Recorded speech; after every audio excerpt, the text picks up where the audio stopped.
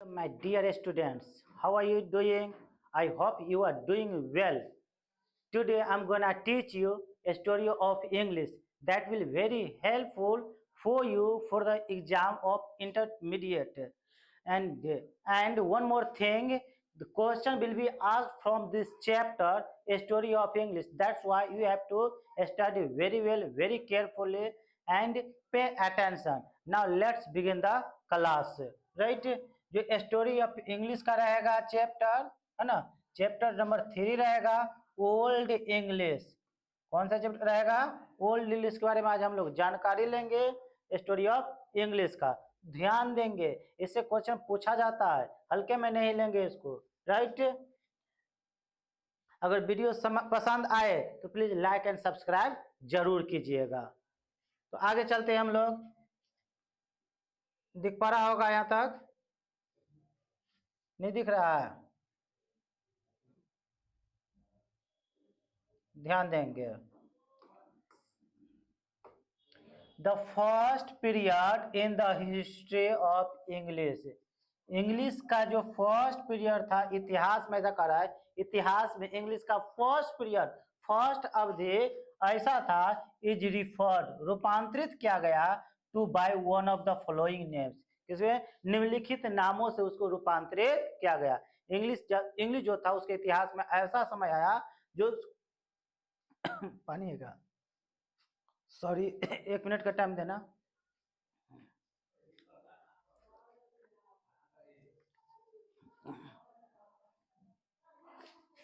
Okay, नाम okay.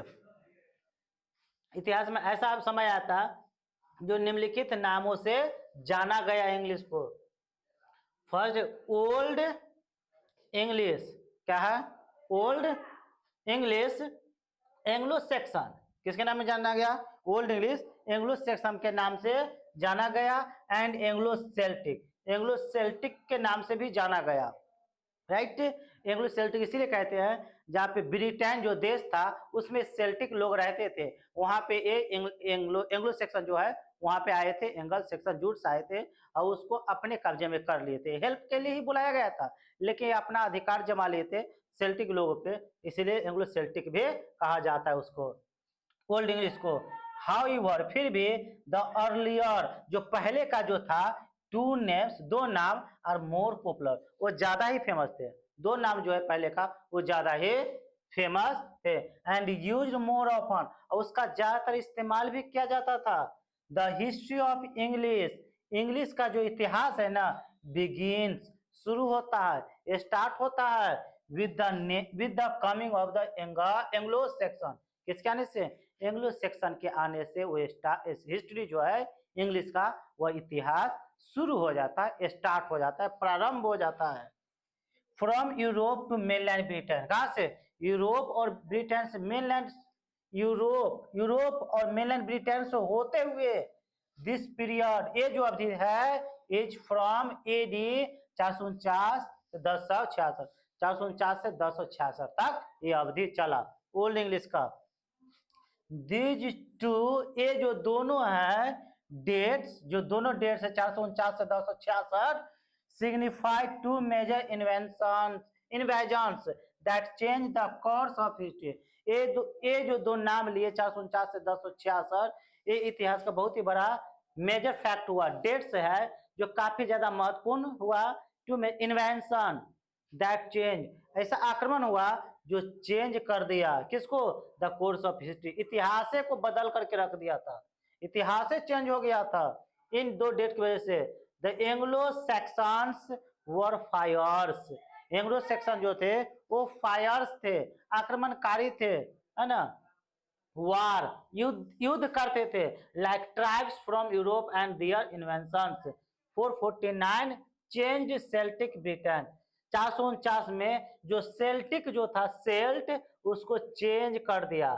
Celtic Britain जो था ना, वो पहले ब्रिटेन था। First chapter and second chapter में बताए हैं, ये थर्ड चैप्टर है, तो दोनों चैप्टर को जरूर पढ़िएगा। अगर नहीं देख रहिएगा क्लास वीडियो को तो उस बैक क्लास में जाकर के जरूर देखिएगा, ताकि बेहतर समझ में आए। राइट? तो ये जो था ब्रिटेन जो था, सेल्टिक, उसको चेंज कर दिया इनटू जर्मनिक इंग्लैंड, क्या नाम दे दिया? जर्मनिक इंग्लैंड में नाम उसको चेंज करके रख दिया। सेल्टिक ब्रिटेन से नाम चेंज करके किसमें रख दिया? इंग्लैंड, जर्मनिक इंग्लैंड नाम रख दिया। द नॉर्मन कॉन्केस्ट उसका 1066 में रुक गया ना, 1066 में रुक गया। नॉर्मन कॉन्केस्ट की वजह से इन एडी 1066 यानी 1000 ईस्वी में resulted in the infusion of a large number of French words into the vocabulary of English.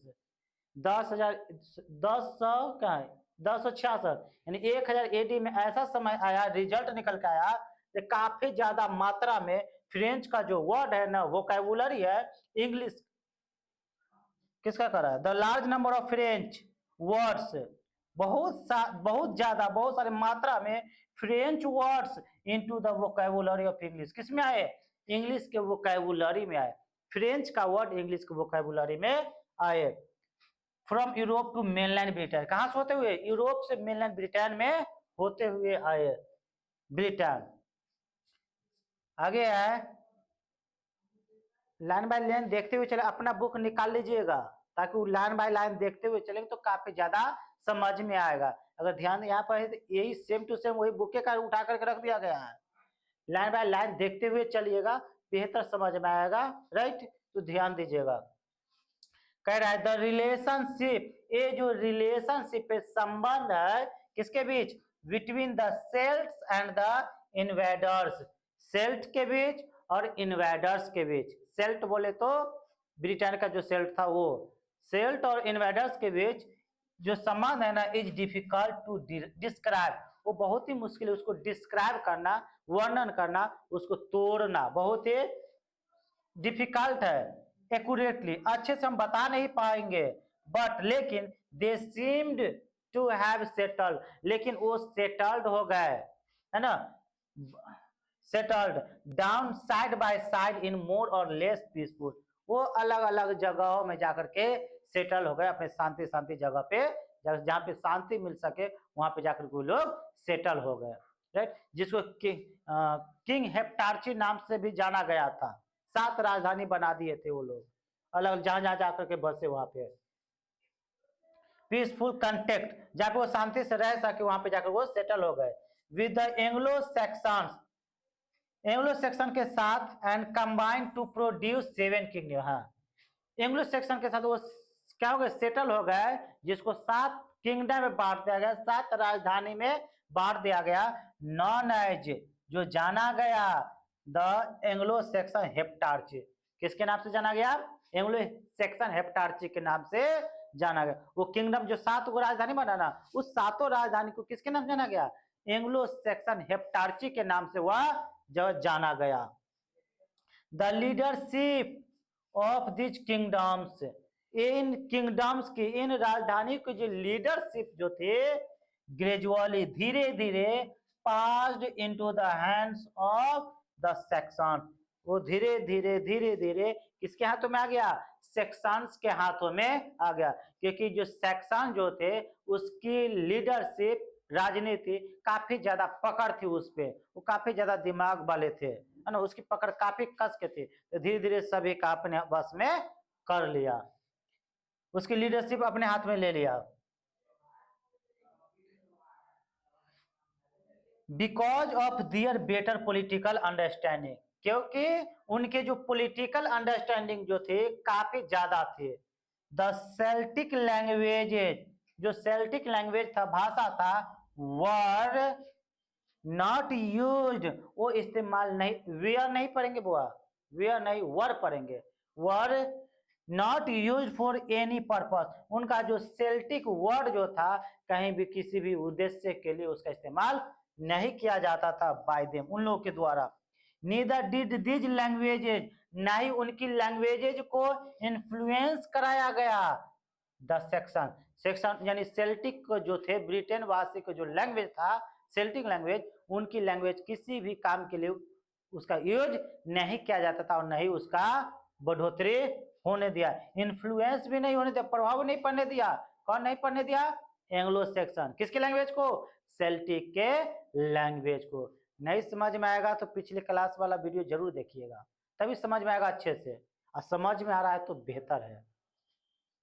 Therefore, इसीलिए only a handful of Celtic words exist today, use नहीं होने दिया, इसीलिए उन लोग की जो वर्ड जो थे, शब्द जो थे सेल्टिक के, वो मुट्ठी भर बन करके रह गया, फैला ही नहीं, तो उसी के पास मुट्ठी भर बन करके रह गया, जो आज के डेट में भी उसका इस्तेमाल किया जाता है, right. And most of them, और उनमें से अधिकांश are names of places, places है, उनमें से अधिकांश जो नाम है ना, वो प्लेस का नाम है, जगह का नाम है, और नदी का नाम है। उनके जो सेल्टिक वर्ड जो मुट्ठी भर किस वो क्या है, प्लेस का नाम और रिवर्स के नाम है।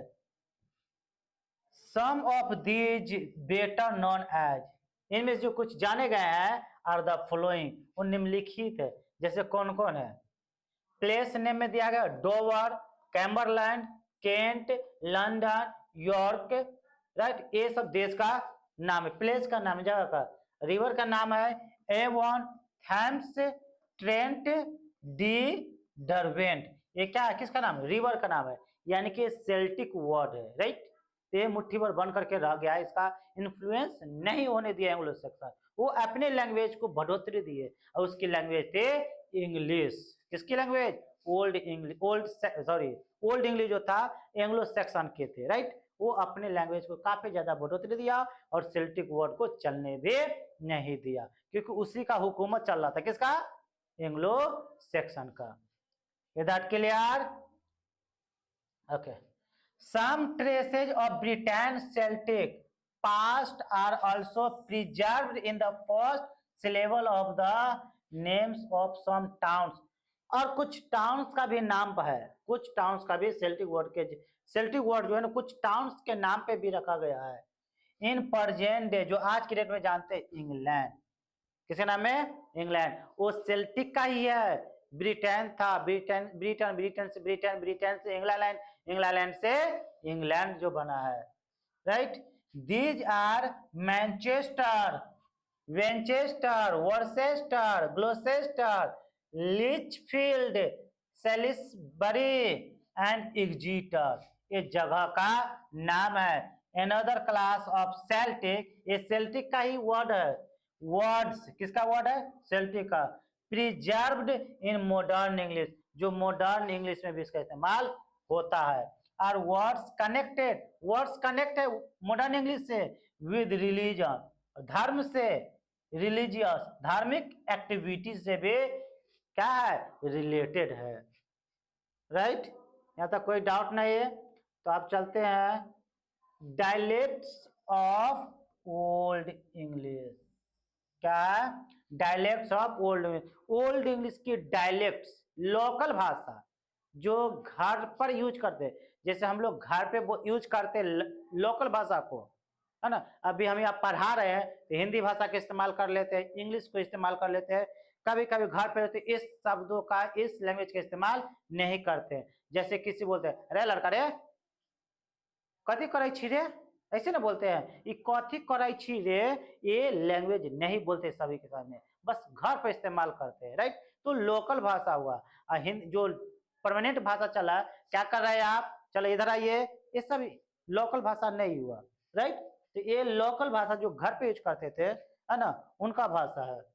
तो ओल्ड इंग्लिश का, तो ओल्ड इंग्लिश भी लोकल था, जो ओल्ड इंग्लिश का है नाम पड़ा, तो मॉडर्न में आ जाता तो ओल्ड इंग्लिश रहता ही नहीं है, तो ओल्ड इंग्लिश था जो लोकल भाषा था, राइट। डायलेक्ट यानी लोकल भाषा, कौन सा भाषा, local language, local language, right. कह रहा है there is a clear line, एक क्लियर लाइन था of descent from the speech of the Anglo Saxon to modern English, एकदम क्लियर लाइन था, एंग्लो सैक्सन का ही था जो मॉडर्न इंग्लिश में आया, वही ओल्ड इंग्लिश से मॉडर्न इंग्लिश में उठ करके आया है, धीरे धीरे चेंज हो करके। इन मैटर्स ऑफ साउंड, साउंड में मैटर रखता है, ओल्ड इंग्लिश का साउंड अलग, मॉडर्न इंग्लिश का अलग होता है।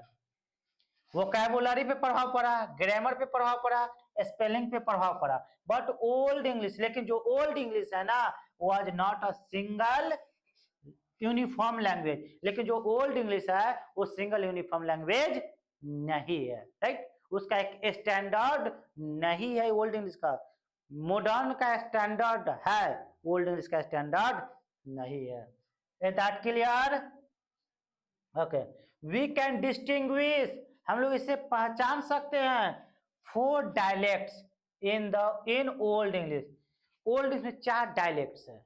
कितने डायलेक्ट है? 4 डायलेक्ट्स, 4 को लोकल लैंग्वेज है। दे आर, वे है, कौन कौन? कैंटिस एक हुआ, कैंटिस है। नॉर्थम्ब्रियन 2 हुआ, मर्सियन 3 हुआ, एंड वेस्ट सेक्शन ये 4 हुआ। कितने हैं ओल्ड इंग्लिश का डायलेक्ट लैंग्वेज?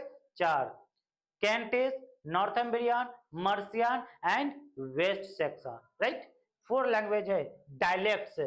10 इस तरह, यानी अतः it can be said that, इसको कहा जा सकता है कि ओल्ड इंग्लिश वाज डायलेक्टिकल, इसको ओल्ड इंग्लिश का डायलेक्टिकल लैंग्वेज भी कहा जा सकता है, राइट? दिस इज अंडरस्टैंडेबल, यह समझने योग्य है, बिकॉज, क्योंकि 3 different Anglo-Saxon tribes were involved and it was but natural that our writing in language existed। ऐसा इसलिए हुआ क्योंकि उसमें 3 ट्राइब्स इन्वॉल्व थे, एंगल्स था, सेक्शंस था, जूट्स था, तीनों का थोड़ा बहुत डिफरेंट लैंग्वेज था, इसलिए 4 गो उसमें बन करके आ गया, 4 डायलेक्ट लैंग्वेज बन करके आया, क्योंकि उसमें 3 ट्राइब्स इन्वॉल्व थे इसीलिए, नहीं तो एक ही रह जाता, राइट? नेक्स्ट है some characteristics of old English. Old English की कुछ खासियत, कुछ विशेषताएं भी थी, वो क्या थी वो देखते हैं। Some features of old English, वही का मतलब ओल्ड इंग्लिश, ओल्ड इंग्लिश की कुछ विशेषताएं मेक इट वेरी डिफिकल्ट, कुछ खासियत थी, कुछ कैरेक्टरिस्टिक थी जो इसको क्या बना दिया देता था, बहुत ही डिफिकल्ट बना दिया था टू रीड एंड अंडरस्टैंड, किस लिए? पढ़ने और समझने में काफी परेशानी होती थी ओल्ड इंग्लिश का। द टेक्स्ट जो रहता था ना ऑफ दिस पीरियड, इस अवधि का ओल्ड इंग्लिश का जो टेक्स्ट हुआ करता था, द लैंग्वेज लुक्स डिफरेंट, वो बहुत ही भिन्न दिखता था, बहुत ही भिन्न अलग दिखता था, because of its alien spelling, क्योंकि उसमें जो स्पेलिंग रहता था एलियन रहता था। एलियन का मतलब समझ में आ रहा है? जो कभी देखे ही नहीं वैसा वर्ड एलियन कभी देखते हैं ना, जो अभी कहीं कोई एलियन आ जाए जो हम लोग के जैसा नहीं हो, एलियन हुआ। उसी तरह वर्ड जो उसमें यूज होता था अजीबो गरीब रहता था, डब्बा डब्बा जैसे चाइनीज लैंग्वेज जैसा रहता था, तो चाइनीज हम लोग समझ ही नहीं पाएंगे, तो ऐसा ही वर्ड हुआ करता था, एलियन स्पेलिंग हुआ करता था, जो काफी डिफिकल्ट होता था हम लोग के लिए समझने के लिए।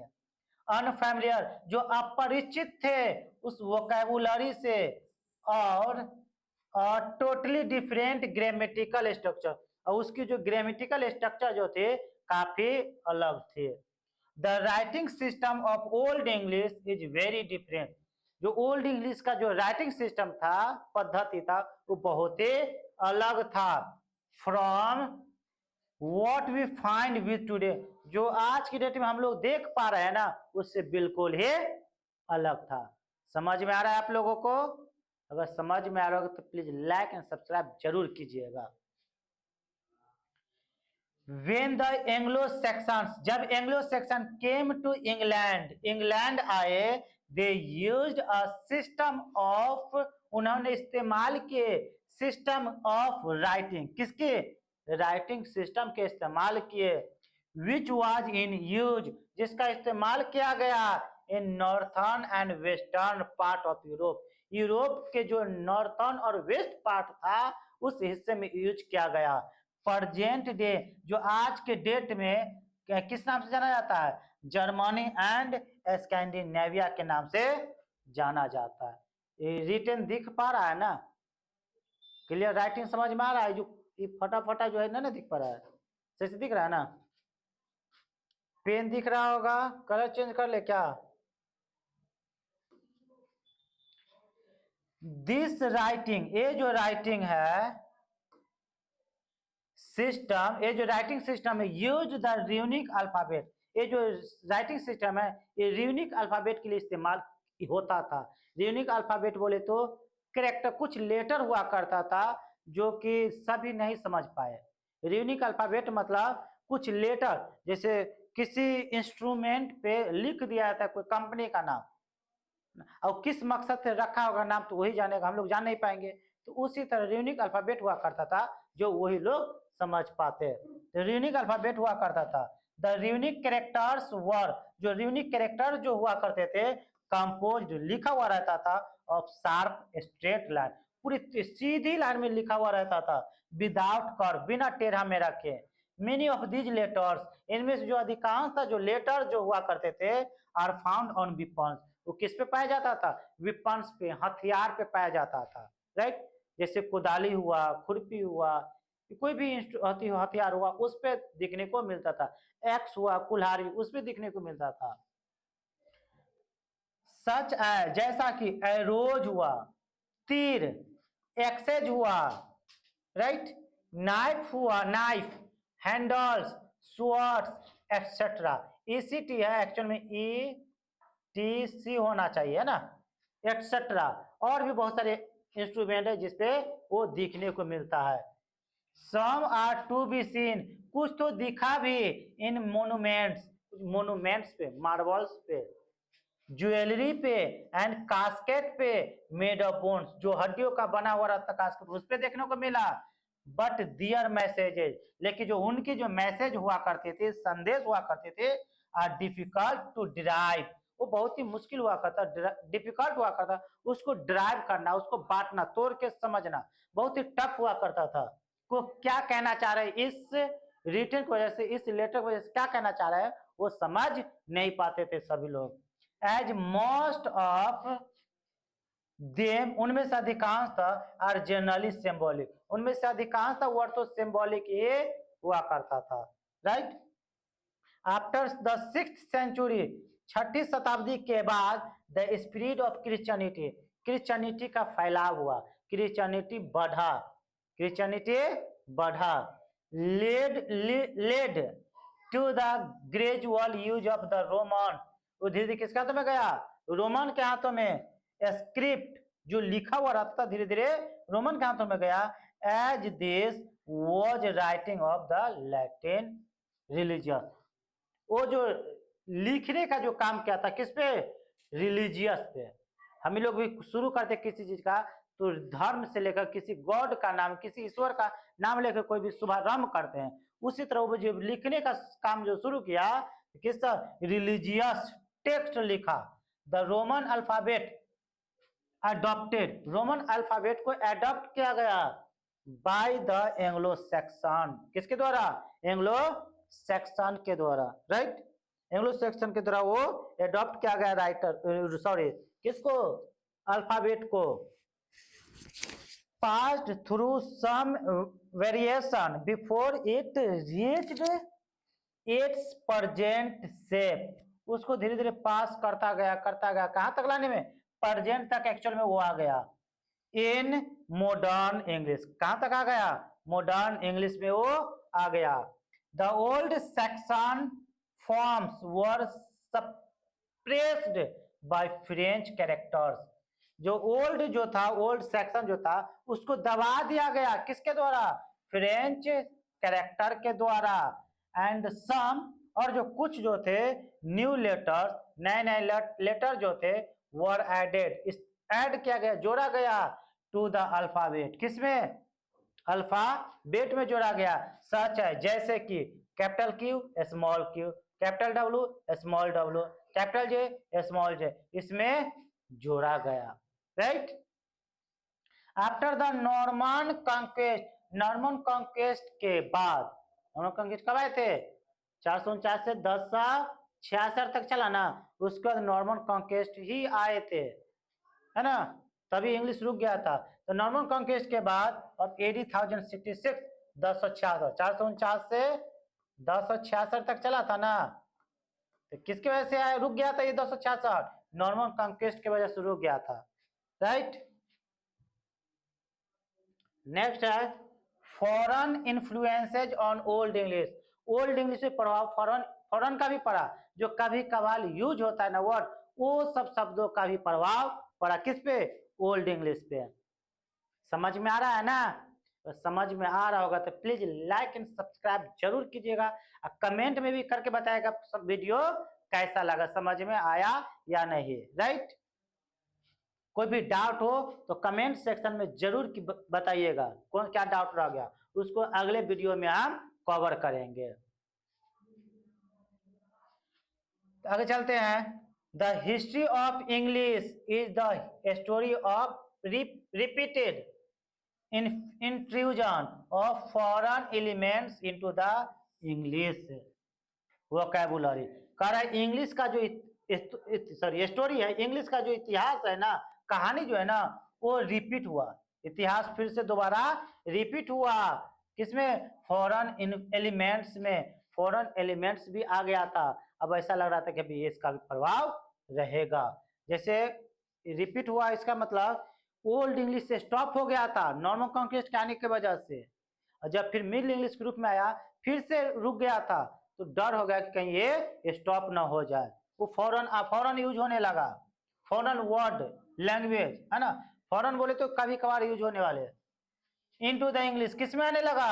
इंग्लिश में, इंग्लिश वोकैबुलरी में। From the earliest times the country had been subjected to successive aggregation by foreign invaders such as the Romans, French and Scandinavian।